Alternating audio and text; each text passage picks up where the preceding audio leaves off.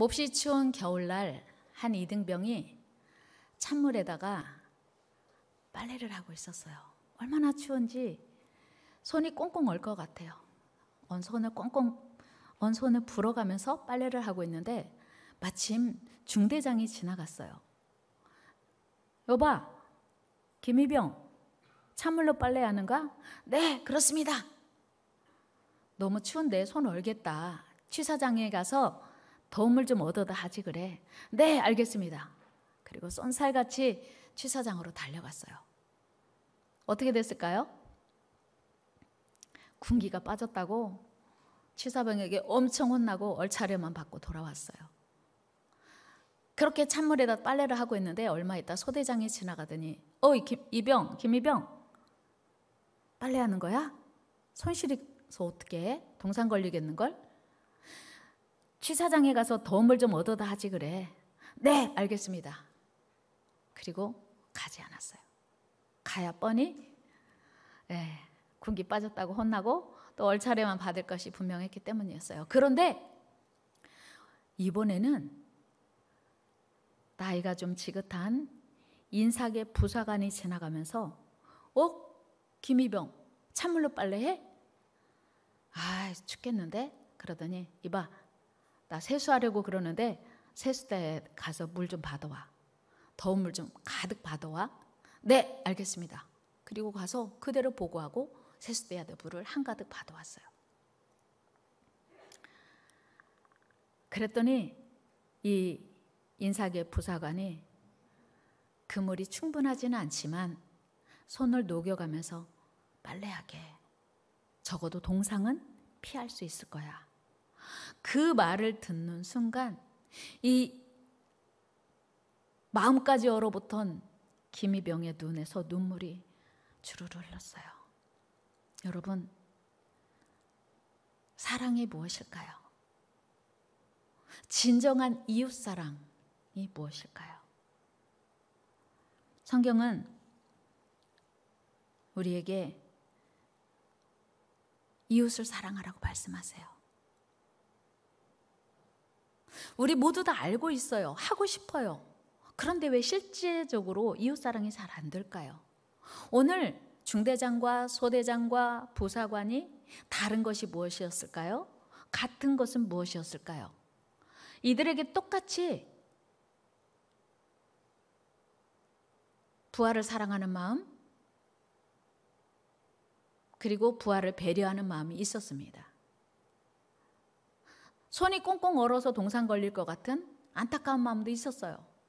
그런데 두 사람은 거기서 그치고 부사관은 그 연민의 마음을 지나서 구체적으로 어떻게 부하에게 도움이 될 것인지를 생각하고 실천했습니다.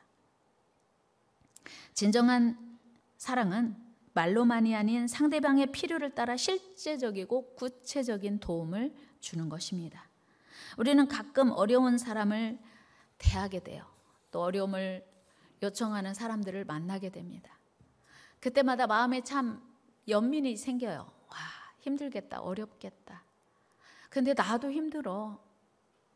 그래서 그게 행동으로 이어지지 못하고 구체적인 실천으로 이어지지 못합니다. 그런데 우리는 하나님께서 우리에게 뭐라고 말씀하시는지, 또 하나님은 무엇을 원하시는지를 기억해야 합니다. 오늘 본문은 우리 주님께서 어떻게 해야 영생을 얻을 수 있는지를 질문하는 율법교사와 이야기하게 되었습니다. 주님은 이 질문에 대해서 대답 대신에 역질문을 던지십니다. 주님, 어떻게 해야 영생을 얻을 수 있습니까? 그러니까 예수님께서 어떻게 성경에는 기록되어 있어? 어떻게 기록되어 있니? 라고 질문하세요. 네, 성경에는요, 하나님을 사랑하고 내 이웃을 내 몸같이 사랑하라고 말씀하고 있습니다. 그러면 그렇게 하면 돼. 그렇게 예수님이 말씀하셨는데 이 율법교사가 다시 질문하는 거예요. 내 이웃을 내 몸같이 사랑하라고 하셨는데 내 이웃이 누구예요? 그러자 예수님이 그 선한 사마리아 사람의 이웃의 이야기를 하시는 것입니다.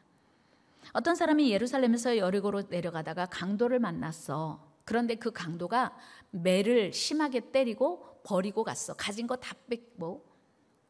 그래서 강도 만난 사람은 거의 죽을 지경에 처해 있었지. 그런데 마침 그 길로 제사장이 지나갔다. 그런데 제사장은 그 죽어가는 강도 만난 사람을 피하여 지나갔어. 그리고 얼마 있다가 레위인이 또 지나가게 되었지. 그런데 그 레위인 역시 그 강도 만난 사람을 피하여 지나갔어. 한참 후에 어떤 사마리아 사람이 또 그 길을 지나가게 되었지. 그런데 그 사람이 죽어가는 것을 보고 가까이 갔어. 그리고 매를 맞고 상처투성이인 그 강도 맞는 사람에게 자기가 가지고 있는 기름과 포도주를 발라서 응급처치를 했어. 그리고 그를 자기 짐승에 태워서 주막으로 데리고 갔어. 그리고 거기서 하룻밤을 지내고 상태를 지켜본 다음에 다음날 아침에 자기 가던 길을 떠나면서 주막 주인에게 이렇게 말했어. 이 사람을 끝까지 잘 돌봐주세요. 이 사람이 회복될 때까지 도와주세요. 그리고 만약에 비용이 더 발생하면 제가 그 비용을 돌아오는 길에 지불하겠습니다 라고 말했다면 제사장과 레위인과 사마리아 사람, 이 세 사람 중에 누가 강도 맞는 자의 이웃인가? 그때 율법교사가 말했습니다. 사마리아 사람입니다. 예수님이 말씀하시기를 가서 너도 이와 같이 하라 말씀하십니다. 여러분, 제사장과 레위인이 그 죽어가는 사람을 피하여 지나간 이유가 무엇이었을까요? 반드시 이유가 있었지요. 반드시 사연을 물어보면 변명할 여지가 있었습니다. 제사장과 레위인은 누구보다 율법을 잘 알고 있었습니다. 성경에 이웃을 어떻게 섬기고 사랑해야 되는지를 알고 있었습니다. 그런데 문제는 그들이 이웃에 대한 개념을 하나님이 원하시는 이웃과 달리하고 있었다고 하는 거예요. 유대인들이 생각하는 이웃은 매우 제한적이었습니다. 유대인들은 같은 유대인들이어야만 이웃이고, 그리고 죄인들은 이웃일 수 없어요. 이방인은 당연히 이웃일 수 없습니다. 유대인 가운데서도 이방인들처럼 살아가는 세리와 창녀와 같은 죄인들은 이웃이 아니었습니다. 그들은 예수님께서 이 세상에 오셔서 죄인들과 함께 식사하는 것조차 부정하게 여겼어요. 같은 자리에 앉는 것조차 죄라고 여겼어요. 그래서 예수님을 비난했습니다. 우리 마태복음 9장으로 한번 가봅니다. 시작. 예수께서 마태의 집에서 앉아 음식을 잡수실 때 많은 세리와 죄인들이 와서 예수와 그의 제자들과 함께 앉았더니 바리새인들이 보고 그의 제자들에게 이르되 어찌하여 너희 선생은 세리와 죄인들과 함께 잡수시느냐. 보세요. 이 유대인들이 생각할 때는 세리와 죄인들과 함께 앉아 있기만 해도 죄인 거예요. 그러니까 예수님이 오셔서 세리와 죄인들이 함께 앉아서 식사하는 것조차 이상하게 여기고 비난하는 겁니다. 우리 예수님은 누가 내 이웃이냐에 대해서 묻는 율법교사에게 누가 강도 만난 자의 이웃이냐라고 질문하시므로 우리 이웃에 대한 정의를 새롭게 하십니다. 여러분, 오늘 우리의 이웃은 누구입니까? 여러분의 이웃은 누구입니까? 여러분이 생각하는 이웃은 누구예요? 오늘 예수님의 말씀에서 우리가 새롭게 깨달을 수 있는 것은 우리의 이웃은 나에게 호감을 갖고 나에게 호의적인 사람, 나에게 호의를 베푸는 사람이 이웃이 아니라는 얘기예요. 우리의 이웃은 바로 우리의 관심과 사랑을 필요로 하는 자가 이웃입니다. 우리의 진정한 이웃은 나와 가까운 사람이 아니고 고통과 어려움 가운데 처하여 우리의 도움, 우리의 관심, 우리의 사랑을 필요로 하는 모든 사람이라는 거예요. 우리 같이 한번 합시다. 진정한 이웃은 나와 가까운 사람이 아니라 나의 도움을 필요로 하는 사람이다. 그렇습니다. 사실 우리 하나님께서는 우리의 도움을 필요로 하는 자는 누구든지, 즉 죄인이라 할지라도 이방인이라 할지라도 도움을 주라고 말씀하셨어요. 신명기 15장 7절 8절 말씀 읽겠습니다. 시작. 내 하나님 여호와께서 내게 주신 땅 어느 성읍에서든지 가난한 형제가 너와 함께 거주하거든 그 가난한 형제에게 내 마음을 완악하게 하지 말며 내 손을 움켜쥐지 말고 반드시 내 손을 그에게 펴서 그에게 필요한 대로 쓸 것을 넉넉히 꾸어 주라. 아멘. 그러니까 이 하나님 말씀이에요.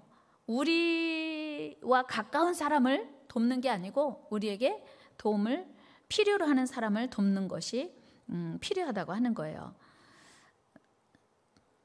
사실 예수님의 비유에 등장하는 제사장과 레위인 역시 그 누구보다도 이 말씀을 잘 알고 있었습니다. 그런데 그들은 돕는 대신 피하는 길을 선택했습니다. 제사장과 레위인들은 피할 수밖에 없는 정당한 이유가 있었죠. 당연히 그들이 지금 제사를 하기 위해서 예루살렘 성전으로 올라가는 길인데, 성경에 보면 죽은 자를 가까이 하는 것은, 시체를 가까이 하는 것은 위법이에요. 시체를 가까이 하면 부모라도 죽은 부모를 만지는 것은 죄로 정의하고 있습니다.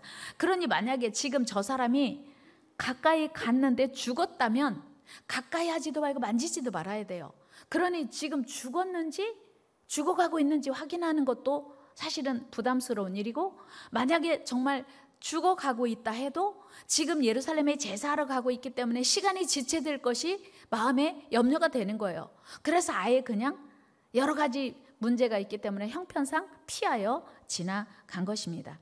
우리 레위기 21장 11절 보면요, 부모라도 죽은 사체는 만지지 말라고 말씀하세요. 같이 읽어요. 시작. 어떤 시체든지 가까이 하지 말지니 그의 부모로 말미암아서도 더러워지게 하지 말며. 구약은요, 성경은요, 그 유대인의 율법은요, 죽은 건 부정한 거예요. 죽은 건 죄로 말미암아서요. 그래서 죽은 것은 터부시하고 가까이 하지 않도록, 만지지 말도록 성경에 명시하고 있습니다. 그런데 사실 이 말씀을 왜 우리에게 하셨을까요? 죽은 자를 만짐으로 인해서 여러 가지 전염병이나 무슨 기타 우리가 죽은 자를 가까이 함으로 말미암아 얻게 되는 불이익을 차단하는 그런 의미예요. 그러니까 하나님은 우리에게 주신 모든 법을 지킴으로 인해서 우리를 보호하기 위함인 것을 잊으면 안 됩니다. 그런데 그 우리를 보호하기 위해서 주신 그 계명 때문에 이제 그 계명을 지켜야 되는데, 사람을 살리고 죽는 일이 얼마나 필요하고 중요한지를 놓치고 있었던 거예요. 여러분, 우리 예수님께서는 선한 사마리아인의 선한 행동에 대해서 분명히 말씀하고 있습니다. 여기서 우리가 깨달아야 할 것은 무엇입니까? 그것은 바로 하나님이 기뻐하시는 것은 하나님의 법을 지키는 것도 중요하지만 그보다 먼저 사람을 살리는 일이라고 하는 거예요. 여러분, 하나님의 법을 지키는 이유는 우리 인간의 생명을 보호하고 살리기 위함입니다. 따라서 우리의 사랑과 관심도 말로만이 아니라 생각으로만이 아니라 이웃에 대해서 구체적으로 나타내야 한다고 하는 거예요. 그래서 우리의 도움이 필요한 사람을 불쌍히 여기는 것으로만 끝나는 게 아니고 그를 직접적으로 돕는 행동이 이어져야 한다는 것이에요. 그런데 오늘 본문의 사마리아인은 강도 만나 죽어가는 사람을 단지 불쌍히 여기는 제사장과 레위인과 달리 급한 대로 우선 기름과 포도주로 그의 상처를 치료하고 그를 주막으로 데리고 갔습니다. 사마리아인의 이런 모습에서 우리는 하나님의 기뻐하시는 이웃사랑이 무엇인지를 알게 돼요. 그리고 사마리아인의 모습에서 우리의 도움이 지속적이어야 한다고 하는 것도 알게 됩니다. 여러분, 룻기서에 보면 이방 지역 모압에서 시어머니 나오미와 함께 베들레헴으로 올라온 그 룻의 이야기가 자세히 기록되어 있습니다. 룻은 남편이 모압에서 죽었어요. 그래서 이제 시어머니 나오미와 함께 베들레헴으로 올라옵니다. 모든 것이 낯설어요. 그런데 당장 시어머니와 함께 그 끼니를 연명하기 위해서 이제 밭에 나가서 추수하고 남은 이삭을 줍고 있습니다. 얼마나 부끄러웠을까요? 얼마나 어색했을까요? 자기가 살던 고향이라면 그래도 아는 사람도 있을 테고, 그리고 그 지역에 여러 가지 그 풍습이나 이런 것도 익숙했을 텐데, 정말 힘들고 어려운 상황에서도 굶어 죽을 수 없으니까 시어머니를 섬기기 위해서 이제 밭에 가서 이삭을 줍습니다. 그런데 하필 룻이 가서 이삭을 줍기 시작한 그 밭이 보아스의 밭이었던 거예요. 이 보아스는 모압 여인인 것도 알아요. 이 룻이 이방인인 것도 압니다. 유대인이 아니면 이방인이잖아요. 그런데 이 룻에게 호의를 베풉니다. 보아스가 참으로 따뜻하게 이 룻에게 대하는 것을 우리는 성경을 통해서 보게 됩니다. 룻기서 2장 8절 말씀 같이 읽어요. 시작. 보아스가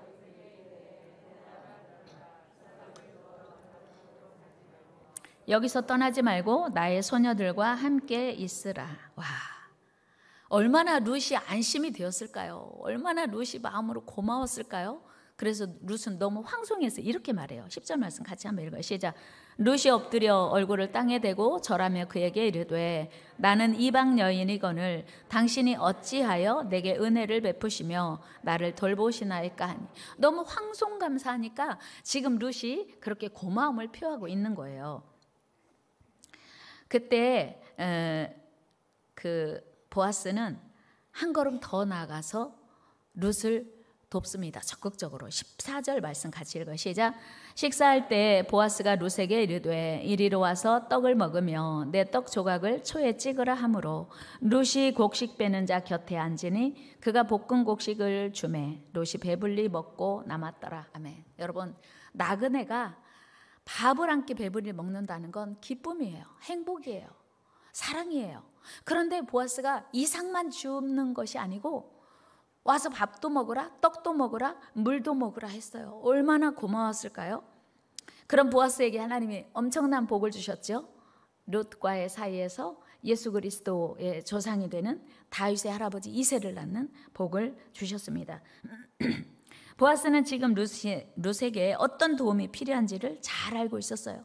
룻의 형편이 어떤지를 잘 알고 있었습니다. 그는 룻이 이방 여인인지 유대인인지가 중요한 게 아니고 당장에 끼니도 이을 수 없는 가난한 여인, 남편도 없는 과부요, 누군가의 도움이 없이는 시어머니 나오미와의 생계가 위협될 것을 너무나 잘 알고 있었기에 그는 유대인으로서 하나님의 법을 어기는 것을 알면서도 적극적으로 그를 도왔습니다. 여러분, 오늘 우리가 도와야 할 이웃은 누구입니까? 오늘 우리는 우리의 도움이 절실한 사람을 기억해야 돼요. 물론 물질적으로 필요한 사람도 우리의 이웃이지만 우리의 영적인 도움이 필요한 사람도 우리의 진정한 이웃임을 잊으면 안 됩니다. 우리는 지금 제가 여기까지 말씀드리면 우리 주변에 누가 가난하지? 이 생각이 떠오를 거예요. 그런데 정말로 영원히 병들고 영원히 하나님을 떠나고 영원히 하나님을 외면하고 있는 많은 이웃들이, 우리의 도움이 필요한 이웃들이 있음을 기억해야 합니다. 우리 하나님께서는 우리 온 인류가 죄로 말미암아 영원히 멸망받을 것을 불쌍히 여기셨습니다. 여러분, 우리는 본래 하나님의 긍휼과 사랑을 입을 자격이 없는 이방인이에요. 죄인이에요. 그러나 우리 하나님은 우리를 불쌍히 여기시고 우리에게 당신의 독생자 예수 그리스도를 보내주셨습니다. 뿐만 아니라 우리는 예수님이 이 땅에 계실 때 유대인들이 모두가 죄인이라고 지칭하는 사람들과 함께 식사하셨고 그들의 영혼을 구원하기를 힘쓰셨던 것을 보게 됩니다. 우리 누가복음 19장 7절 말씀 읽습니다. 시작. 뭇 사람이 보고 수군거려 이르되 저가 죄인의 집에 유하러 들어갔도다 하더라. 보세요. 예수님은요, 유대인들이 다 외면하고 그리고 피하여 지나가는 제외시킨 세리 삭개오의 집에 들어갔습니다. 뿐만 아니고 우리 예수님은 가늠하다 현장에서 붙들린 여인을 살려주셨습니다. 당시 율법대로라면 이 여인은 꼼짝없이 돌에 맞아 죽어야 했습니다. 그러나 우리 예수님은 이 여인을 살려주십니다. 여러분, 예수님이 이 여인을 살려주신 이유가 무엇입니까? 여러분, 예수님 당시에 간음죄는요, 돌에 맞아 죽어야 돼요. 그런데 예수님은 간음죄? 아무것도 아니야. 그래서 살려주셨나요? 아니에요. 예수님 당시에 간음죄가 별게 아니어서 용서해 주신 게 아니고 간음죄가 하찮아서 살려주신 게 아니에요. 지금 이 여인이 어떤 이유로 간음하다가 붙들렸는지는 모르지만 자기의 몸을 팔아서 생계를 이어갈 수 있는 어떤 악조건 속에 이 여인이 몰렸을 수도 있고 물론 그럼에도 불구하고 몸을 팔아서 생계를 이어갈 생각하면 안 되죠. 그러나 지금 이 여인이 가늠하다 현장에서 붙들렸기 때문에 돌에 맞아 죽어야 하는 율법을 이미 알고 있었고, 그래서 죽음의 두려움과, 그리고 가늠하다 현장에서 붙들렸으니 얼마나 수치심이 지금 이 여인을 감싸고 있겠어요. 그래서 벌벌 떨고 있는 이 여인이 너무나 불쌍했던 거예요. 그리고 예수님은 이 여인도 가늠하다 현장에서 붙들릴 정도로 처참하게 인생을 살 수밖에 없던 이 여인도 구원받아야 할 영혼임을 우리 예수님은 보고 계셨던 거예요. 그래서 용서해 주시고 살려주신 겁니다. 사실 우리 예수님은 이 여인을 정죄하던 많은 유대인들의 마음을 이미 알고 있었어요. 이 여인을 지금 예수님 앞에 데리고 온 유대인들의 마음속에, 여러분, 예수님이 간음죄를 어떻게 규정하십니까? 여자를 보고 음욕을 품으면 이미 간음했다고 말씀하세요. 그러니까 이 여인은 간음죄를 지타가 현장에서 붙들렸지만 여러분들 마음속에 간음죄 진 적 없습니까? 그런 거예요. 그래서 유대인들 마음속에 너희 중에 먼저 죄 없는 자가 이 여인을 돌로 치라. 그래서 양심을 다시 회복할 수 있는 기회를 주신 거예요. 그리고 이 여인을 용서해 주시고 살려주시고 그 영혼을 구원하기를 원하셨던 거예요. 요한복음 8장 우리 말씀 읽어요. 10절 11절 시작. 예수께서 일어나사 여자 외에 아무도 없는 것을 보시고 이르시되 여자여 너를 고발하던 그들이 어디 있느냐? 너를 정죄한 자가 없느냐? 대답하되 주여 없나이다. 예수께서 이르시되 나도 너를 정죄하지 아니하노니 가서 다시는 죄를 범하지 말라 하시니라. 아멘. 예수님이 야 너 간음죄 아무것도 아니야. 너 죄 없어. 이렇게 하신 게 아니에요. 너 이거 죄인지 알지? 그런데 너를 정죄하던 사람 어디 갔어? 아무도 없어요. 나도 너를 정죄하지 않을 테니 다시는 이 죄를 범치 말라고 예수님이 말씀하시고 그 여인을 용서하십니다. 지금 이 순간 이 여인에게 진정한 이웃은 그 죽음을 모면할 수 있는, 이 여인도 누군가의 엄마였을 것이고 누군가의 딸이었을 거예요. 그 죽음의 순간에 그 위기를 모면할 수 있도록 도우시고 살려주신 자비로운 예수님이 아니었다면 이 여인은 그날 그 시간에 죽었어야 되는 거예요. 여러분, 우리도 예수님처럼 많은 사람의 진정한 이웃이 되어야 합니다. 그런데 왜 그렇게 되지 못합니까? 그 이유가 무엇입니까? 내가 누군가의 이웃이 되어야 하지 못하는 이유, 그것은 무엇이냐면 대가를 지불해야 하기 때문이에요. 내가 누군가를 사랑하기 위해서, 섬기기 위해서는 대가 지불해야 되는데 그게 힘든 거예요. 그게 어려운 거예요. 대다수의 현대인들은요, 너무 영악해요. 그래서 절대로 자신에게 손해가 미치는 일은 안 하려고 합니다. 대단히 꺼려해요. 결코 손해보지 않으려고 합니다. 오늘 본문의 제사장과 레위인 역시 그런 사람이었어요. 혹시라도 죽어가는 강도 만난 자를 돕다가 자기도 강도, 어디서 지금 숨어서 그 광경을 지켜보다가 강도가 출몰할지 모르고 자기도 강도 만날 수 있기 때문에, 자기도 이 사람처럼 피해를 볼 수 있기 때문에 피한 거예요. 그리고 뭐 제사 지내야 되는 시간, 뭐 여러 가지 여건 생각하면서, 하나님의 율법을 생각하면서 그 자리를 피하여 간 거죠. 그러나 사마리아 사람은 그를 돕느라 시간이 지체되고 자기 짐승에 그를 태웠으니 자신은 걸어가야 했고, 그를 임시로라도 치료하라고 사용한 기름과 포도주는 자기가 여행할 때 적극적으로 반드시 필요한 여행용품이었고 비상식량이었을 수도 있습니다. 사마리아인에게는 여러 가지 손해가 발생한 거죠. 그리고 여관 주인에게 내가 돌아올 때에 비용이 더 발생하면 갚아주겠다. 그러니까 이 강도 만난 자를 위해서 막대한 비용을 지출하기로 결심한 겁니다. 막대한 손해를 감수하면서까지. 여러분, 그렇습니다. 진정한 이웃이 되는 것은 때로는 많은 손해와 불이익을 담보로 해야 할 때가 있습니다. 왜요? 그것은 바로 우리 예수님이 우리에게 모델을 보여주셨기 때문이에요.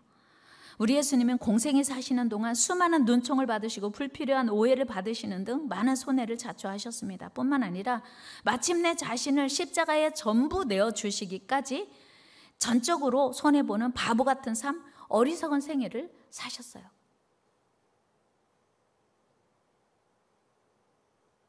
여러분, 예수님이 왜 그렇게 바보 같은 삶을 사셨습니까?